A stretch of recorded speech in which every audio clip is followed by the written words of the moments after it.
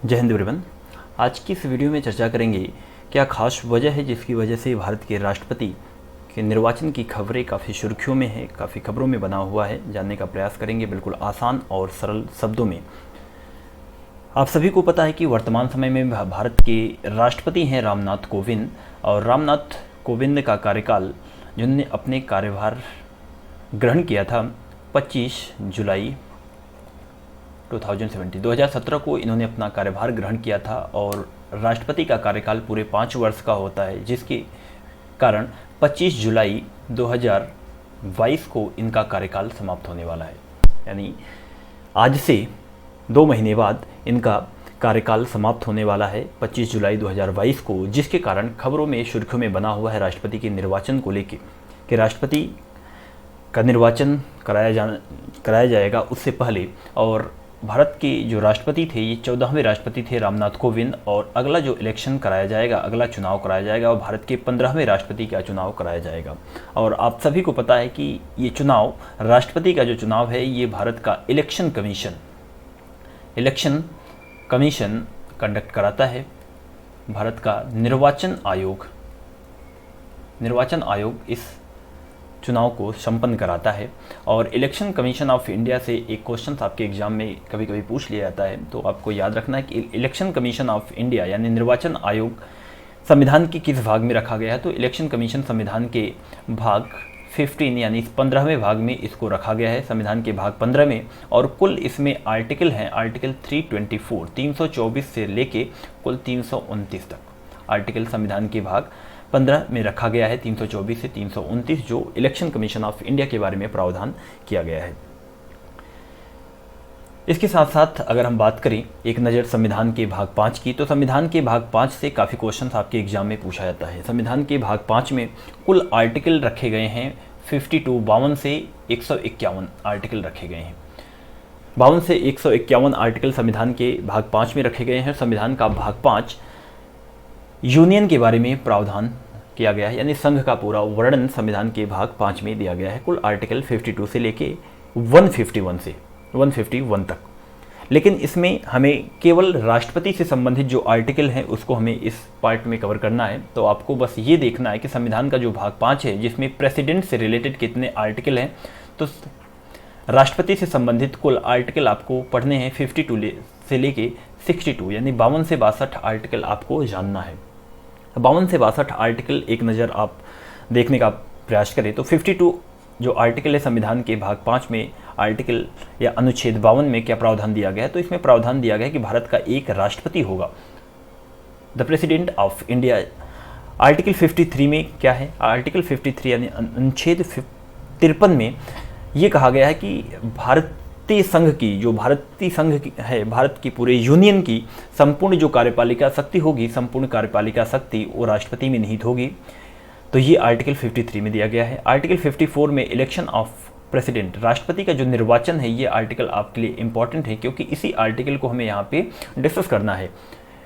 Election of president, राष्ट्रपति का जो निर्वाचन है, राष्ट्रपति का निर्वाचन संविधान के भाग 5 में आर्टिकल 54 में रखा गया है। 55 की बात करें तो 55 में राष्ट्रपति के निर्वाचन की प्रमुख रीति या मैनर, किस प्रकार से राष्ट्रपति का निर्वाचन किया जाएगा, प्रोसेस के बारे में आर्टिकल 55 में रखा गया है। 56 में राष्ट्रपति पद की अवधि, आप सभी को पता है कि राष्ट्रपति पद का जो कार्यकाल होता है, टेन्योर होता है, पूरे 5 वर्ष का होता है, तो ये भी आपको पता है। आर्टिकल 57 में राष्ट्रपति के पुनर्निर्वाचन के लिए यानी री इलेक्शन के बारे में प्रावधान आर्टिकल 57 में दिया गया है। 58 में देखें तो राष्ट्रपति पद के लिए क्या क्वालिफिकेशन होनी चाहिए, ये आपके 58 में 58 में दिया गया है। 59 में कंडीशंस के बारे में दिया गया है। 59 में राष्ट्रपति पद के लिए प्रमुख शर्तें क्या क्या कंडीशंस होनी चाहिए, आर्टिकल 59 में आपको दिया गया है। आर्टिकल 60 में यानी आर्टिकल 60 में राष्ट्रपति पद के लिए ऑथ एंड अफर्मेशन, यानी राष्ट्रपति को कौन से व्यक्ति शपथ दिलाएगा या फिर शपथ और संकल्प के बारे में आर्टिकल 60 में दिया गया है। आर्टिकल 61 की बात करें तो आर्टिकल 61 में राष्ट्रपति पर महाभियोग यानी इम्पीचमेंट का प्रोसेस दिया गया है कि राष्ट्रपति पर महाभियोग की प्रक्रिया कैसे लगाई जाएगी। कैसे राष्ट्रपति को उनके पद से हटाया जाएगा, तो महाभियोग की प्रक्रिया आर्टिकल 61 में दिया गया है। और आर्टिकल 62 में राष्ट्रपति पद में किसी कारण से अगर कैजुअल वैकेंसी होती है, किसी कारण से पद रिक्त होता है, तो उस कंडीशन में किस प्रकार से पद को भरा जाएगा, ये प्रावधान आर्टिकल 62 में दिया गया है। तो एक नज़र आप आर्टिकल को याद रख सकते हैं। 52 से लेकर 62 आर्टिकल आपको किस प्रकार से आपके एग्जाम के पॉइंट ऑफ व्यू से कैसे इंपॉर्टेंट है और कहाँ से क्वेश्चन बनते हैं। इसमें केवल उसी आर्टिकल का जिक्र करेंगे जो आपके राष्ट्रपति के निर्वाचन से संबंधित होगा। चलिए कुछ पॉइंट आपके देख लेते हैं आर्टिकल 58 की। जैसे एलिजिबिलिटी की बात करें कि राष्ट्रपति पद के लिए क्या योग्यता होनी चाहिए, क्या अर्हताएं होनी चाहिए, तो सबसे पहला पॉइंट ये आता है कि वो व्यक्ति भारत का नागरिक हो।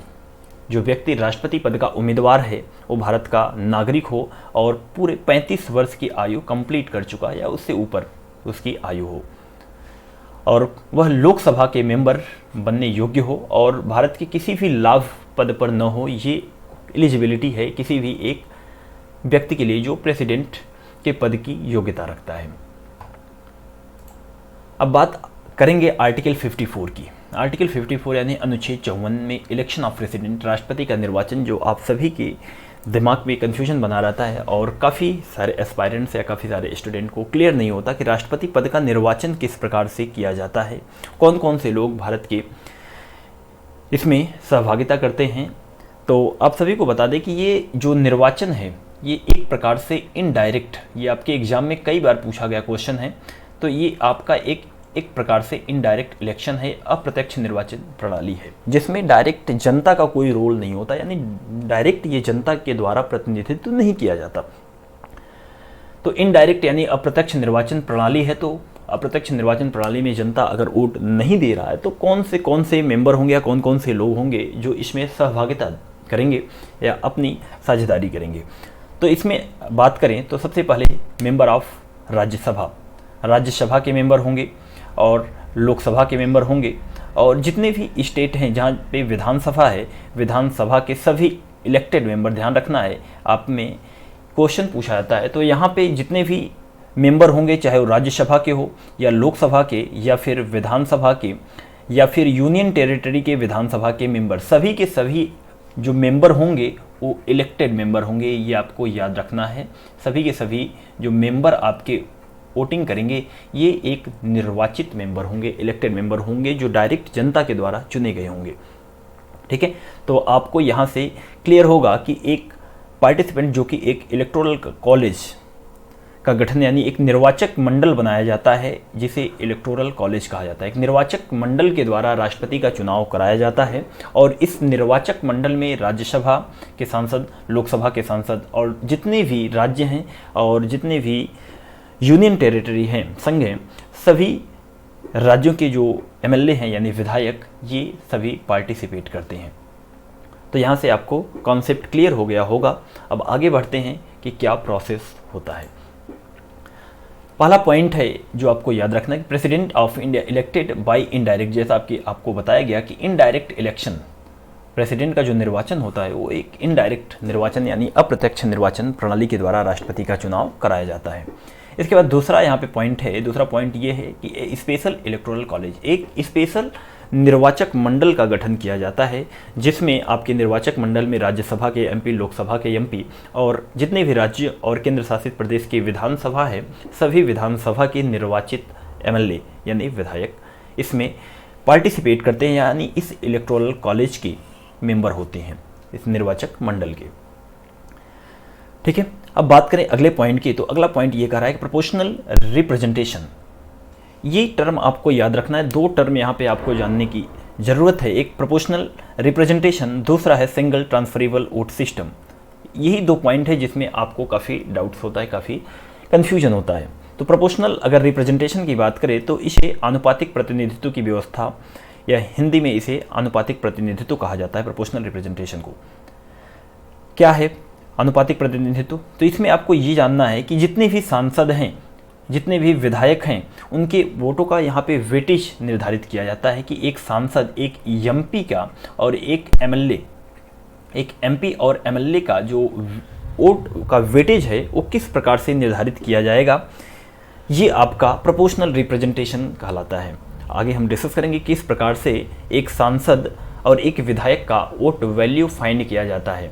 ठीक है, अब बात आती है कि sir single transferable vote system क्या है। तो सिंगल ट्रांसफरेबल वोट सिस्टम इसे हिंदी में एकल संक्रमणी मत कहा जाता है। एकल संक्रमणी मत यानी सिंगल ट्रांसफरेबल वोट सिस्टम का सिंपल सा कॉन्सेप्ट है कि इस चुनाव में एक खास तरीके से वोटिंग की जाती है जिसे सिंगल ट्रांसफरेबल वोट सिस्टम कहते हैं। यानी अगर एक वोटर है तो अपना वोट देगा, बिल्कुल ध्यान से समझिएगा। एक वोटर है, मान लेते हैं यहाँ पे एक बैलेट पेपर के द्वारा ये चुनाव होता है और इस बैलेट पेपर में आपके उम्मीदवार हैं ए, बी और सी, 3 उम्मीदवार हैं और एक वोटर ने इसमें वोट देना है। तो एक वोटर जो होगा वो अपनी वोट केवल एक ही व्यक्ति को नहीं देगा। ये ध्यान देना है कि एक ही व्यक्ति को वोट नहीं देगा, वह अपनी प्राथमिकता तय करेगा। वह अपनी प्राथमिकता तय करेगा। जैसे बी कैंडिडेट को उन्होंने अपनी प्राथमिकता दिया कि ये फर्स्ट नंबर का प्रायोरिटी दिया कि बी कैंडिडेट उसके पहली पसंद है और ए कैंडिडेट उसकी दूसरी प्रायोरिटी है, दूसरे नंबर पे उन्हें वोट करना है। किसी एक व्यक्ति को केवल वोट यहाँ पे नहीं देना है। और सी कैंडिडेट को उन्होंने अपनी तीसरी प्राथमिकता दी। ठीक है, तो इस प्रकार से जो वोटर है अपने वोट का वेटेज निर्धारित करता है, अपनी प्राथमिकता तय करता है कि उसका पहला पसंद कौन है। इस प्रकार से यहाँ पे उन्होंने वोट दिया। अब जो वोटर है वोट बी को अपना पहली प्राथमिकता दी, अपनी पहली प्राथमिकता बी को दी, लेकिन बी कैंडिडेट टोटल वैल्यू वोटों का या 50% प्लस 1 ये टोटल वोटर का 50% प्लस 1 ये वेटेज प्राप्त नहीं कर पाया तो बी विजेता नहीं होगा। जब बी विजेता नहीं हुआ तो यहाँ पे जो इस कैंडिडेट को दिया गया वोट है वो सेकंड प्रायोरिटी वाला वोट, यानी इस वोट को ट्रांसफ़र कर दिया जाएगा किसके पास, सेकंड प्राथमिकता यानी दूसरी प्राथमिकता वाले कैंडिडेट के पास। तो इसका जो वोट बी कैंडिडेट का वोट ट्रांसफ़र किया जाएगा वो एक नए वोट के रूप में ट्रांसफ़र किया जाएगा जिसे सिंगल ट्रांसफरेबल वोट सिस्टम कहती हैं। बात क्लियर है? एक बार फिर से आपको बता दें कि यहाँ पे यह बैलेट पेपर के द्वारा बताना होता है एक कैंडिडेट को कि उसकी पहली पसंद कौन है, दूसरी पसंद कौन है, तीसरी पसंद कौन है। यदि पहली पसंद वाले वोटों की विजेता का फैसला नहीं हो पाता तो उम्मीदवार के खाते से एक वोट दूसरी पसंद के उम्मीदवार को खाते में नए वोट के रूप में ट्रांसफ़र कर दिया जाता है जिसे सिंगल ट्रांसफरेबल वोट सिस्टम कहते हैं, एकल संक्रमणी मत कहते हैं। उम्मीद है कॉन्सेप्ट क्लियर हो गया होगा। और ये चुनाव सीक्रेट बैलेट के द्वारा होता है, गुप्त मतदान ये होता है और अप्रत्यक्ष निर्वाचन प्रणाली के माध्यम से होता है। अब बात आती है कि सर वैल्यू कैसे फाइंड करेंगे कि एक एमपी का, मेंबर ऑफ पार्लियामेंट और मेंबर ऑफ लेजिस्लेटिव असेंबली, जो विधानसभा है, विधानसभा के मेंबर और एमपी का वोट वैल्यू कैसे फाइंड करेंगे। तो आपको बता दें कि एक सांसद यानी एक एमपी का वोट फाइंड किस प्रकार से किया जाता है। तो एक सांसद का वोट ज्ञात करने के लिए, उसका एक वैल्यू ज्ञात करने के लिए सभी राज्यों के जो विधानसभा हैं, सभी राज्यों के विधानसभा के इलेक्टेड मेंबर यानी total value of votes of all MLA of all state, सभी राज्यों के विधानसभा के इलेक्टेड मेंबर के वोटों का वेटेज जोड़ा जाता है और इसे सामूहिक वेटेज को राज्य और लोकसभा के जो निर्वाचित सदस्य होते हैं यानी मेंबर ऑफ पार्लियामेंट, ठीक है, इससे विभाजित कर दिया जाता है। और विभाजित करने के बाद जो वैल्यू प्राप्त होता है, जो वेटेज निकलता है, उसे एक एक एमपी यानी एक सांसद का वोट मूल्य कहा जाता है। जैसे ध्यान दें कि अगर हम बात करें total value of votes of all MLA of all state, सभी राज्यों के जितने भी इलेक्टेड एमएलए हैं, जितने भी विधायक हैं, उनका वैल्यू, तो उनकी वैल्यू की बात करें तो सभी राज्यों को मिलाकर जो कुल वैल्यू है वो है 5,49,495। ठीक है, 5,49,495 सभी राज्यों के एमएलए का वोट वैल्यू है। और इसको डिवाइड अगर हम कर दें किससे, total member of elected parliament के सभी इलेक्टेड मेंबर से, तो पार्लियामेंट में सभी इलेक्टेड मेंबर हैं ये 776। ठीक है, तो एग्जाम्पल के रूप में यहाँ पे आप समझ सकते हैं कि इससे डिवाइड करने के बाद जो वैल्यू आएगा वो वैल्यू आएगा 708। तो यहाँ पे एक एमपी का अगर हम बात करें, एक मेंबर ऑफ पार्लियामेंट यानी एक सांसद का, तो एक सांसद का वोट मूल्य आएगा 708। ठीक है, ये आपको याद रखना किस तरीके से फाइंड किया जाता है एक सांसद का वोट वैल्यू। दूसरा पॉइंट आता है कि एमएलए का वोट वैल्यू कैसे फाइंड करेंगे। तो एमएलए के वैल्यू को यानी विधायक के वैल्यू को फाइंड करने के लिए यहाँ पे टोटल उस राज्य की पॉपुलेशन क्या है और total number of elected member in the state legislative assembly, वहाँ की विधानसभा में कितने इलेक्टेड मेंबर हैं उनसे डिवाइड करके गुणे बटे 1000 से डिवाइड कर दिया जाता है। जैसे अगर हम बात करें एक एग्जाम्पल के रूप में, और ये आंकड़ा बिल्कुल आपको ध्यान रखना है कि ये जो सेंसस आपका लिया जाता है, ये सेंसस यानी जनगणना कब का लिया जाता है, तो ये 1971 का सेंसस लिया जाता है। ये वैल्यु 1971 की जनगणना से ये वैल्यू फाइंड किया जाता है, ये आपको बिल्कुल ध्यान में रखना है। और 1971 की अगर बात करें, यहाँ की वैल्यू बात करें एक एग्जाम्पल के रूप में, अगर उत्तर प्रदेश को रखें तो उत्तर प्रदेश का कुल जो जनसंख्या था 1971 के सेंसस के अनुसार, तो यहाँ पे 8,83,40,000 ये वैल्यू है उत्तर प्रदेश की जनसंख्या का 1971 के सेंसस के अनुसार। और यहाँ पे अगर हम एक एमएलए की वैल्यू फाइंड करें, एक विधायक की वैल्यू फाइंड करें, तो एक विधायक की वोट वैल्यू कैसे फाइंड करेंगे, हमने लिख दिया टोटल पॉपुलेशन ऑफ स्टेट, और टोटल पॉपुलेशन ऑफ स्टेट को डिवाइड करना है उस राज्य के मेंबर ऑफ लेजिस्लेटिव असेंबली, यानी विधानसभा में उस राज्य में कितने इलेक्टेड मेंबर हैं। अब देखिए उत्तर प्रदेश की बात करें तो उत्तर प्रदेश में कुल 403 सीटें हैं और 403 सीटों पर विधानसभा का चुनाव होता है और कुल 403 यहाँ से विधानसभा से मेंबर चुन के जाते हैं। तो 403 से आपने डिवाइड किया और 1000 से आपको मल्टीप्लाई कर देना है। अब यहाँ पे जो वैल्यू फाइंड होगा, यहाँ पे वैल्यू निकल कर आएगा अप्रॉक्स 219 से 220 के बीच ये वैल्यू निकल कर आएगा। अब ये 219 या 220 जो फाइंड हुआ है, ये एक एमएलए यानी एक विधायक का मत मूल्य है। बात क्लियर है कि एक सांसद का वैल्यू का वोट का वैल्यू क्या होगा और एक एमएलए के वोट का वैल्यू क्या होगा, क्योंकि राष्ट्रपति के निर्वाचन में यही दो लोग हैं जो अपनी सहभागिता शेयर करते हैं, एक सांसद राज्यसभा और लोकसभा के, और दूसरा विधायक विधानसभा के, चाहे वो केंद्र शासित प्रदेश हो या फिर राज्य हो। तो इस प्रकार से वोट वैल्यू फाइंड किया जाता है और वोट वैल्यू फाइंड करने के बाद ये देखा जाता है कि कौन सा उम्मीदवार कुल वैध मतों का 50% +1 प्राप्त करता है, जिसे कोटा कहा जाता है। ठीक है, कोटा। अब इस कोटा को जो व्यक्ति प्राप्त करेगा, यानी टोटल वैध मतों का जितने भी वोटिंग में वोट प्राप्त हुए हैं, वैध मत हैं, उसमें से 50% प्लस 50% के बाद +1 जो व्यक्ति ये कोटा हासिल करेगा, वही व्यक्ति प्रेसिडेंट बनता है। बात क्लियर है। अब जाहिर सी बात है कि यहाँ तक आपका कॉन्सेप्ट बिल्कुल क्लियर हो गया होगा। अब एक ग्राफ के माध्यम से समझने का प्रयास करिए कि एक एमपी का, एक एमएलए का, पार्लियामेंट के मेंबर का, लोकसभा का, राज्यसभा का क्या वोट वैल्यू है, ये आपका देख सकते हैं इस ग्राफ के माध्यम से कि value of each MP vote, प्रत्येक जो एमपी हैं उनके वोट का वैल्यू क्या है। तो आपने अभी पिछले स्लाइड में देखा था कि किस प्रकार से हम एक एमपी के वोट का वैल्यू फाइंड कर रहे थे। एमपी के वैल्यू का वोट फाइंड करने के लिए मैंने बताया था कि टोटल आपके जितने भी सभी राज्यों के एमएलए हैं उनकी वैल्यू को आप फाइंड कर ले और टोटल मेंबर ऑफ पार्लियामेंट से डिवाइड कर दे। तो डिवाइड करने के बाद जो वैल्यू आएगा वो एक सांसद का वोट मूल्य होगा। तो यहाँ पे एक सांसद का वोट मूल्य है 708। ठीक है। दूसरा पॉइंट है total number of members in parliament. Total member आपको पता होने चाहिए पार्लियामेंट में कुल कितने मेंबर हैं, तो 776 मेंबर हैं पार्लियामेंट में। Total number of member in Vidhan Sabha legislative assembly की बात करें तो यहाँ पे कुल 4120 मेंबर हैं, सभी राज्यों और केंद्र शासित प्रदेशों को मिलाकर 4120 एमएलए हैं यानी विधायक हैं। और टोटल वैल्यू अगर हम फाइंड करें लोकसभा की, ठीक है, लोकसभा के जितने भी सांसद हैं उनकी वोट वैल्यू फाइंड करें तो ये उनका वोट वैल्यू निकल कर आएगा।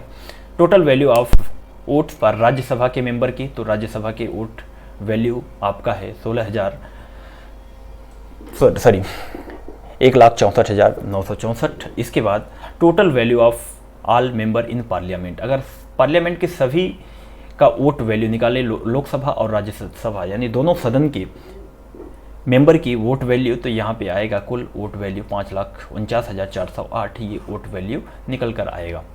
ठीक है। इसी प्रकार से हम विधानसभा की बात करें, विधानसभा के जो सभी मेंबर हैं उनकी वोट वैल्यू क्या है, तो उनका भी वोट वैल्यू आपका आएगा 5,49,495। इस प्रकार से जितने भी इलेक्टर्स हैं, जितने भी निर्वाचक मंडल के सदस्य हैं, सभी निर्वाचक मंडल के सदस्य का वोट वैल्यू फाइंड होता है और ये वोट वैल्यू निकल कर आता है 10,98,903। ठीक है। अब इस 10,98,903 में जो व्यक्ति 50% वैध मत का 50% +1 ये कोटा हासिल करेगा, वही व्यक्ति भारत का राष्ट्रपति के रूप में चुना जाता है। तो उम्मीद है कि इस वीडियो में बिल्कुल आपका कॉन्सेप्ट क्लियर हो गया होगा, आपका सारा कन्फ्यूजन, सारा डाउट्स क्लियर हो गया होगा। इसके बाद भी अगर आपका कोई कन्फ्यूजन है, कोई डाउट्स है, तो बिल्कुल आप कमेंट सेक्शन में अपना क्वेश्चन रख सकते हैं। Okay, thank you.